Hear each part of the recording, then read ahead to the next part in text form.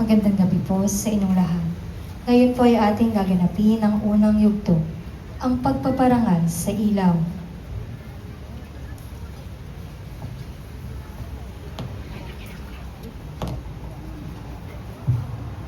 Sa ngalan ng Ama, ng Anak at ng Espiritu Santo, Amen. sumainyo ang Panginoon. At sumayin. Mga kapatid, sa kabanal-banalang gabing ito, na pinangyayarihan ng pagtawid ng ating Panginoong Hesukristo mula sa pagkamatay patungo sa pagkabuhay. Ang sambayanan niya ay nag-aanyaya sa lahat ng mga anak na nasa iba't ibang panig ng daigdig upang magtipon-tipon sa pagganap ng magdamag na pagdiriwang.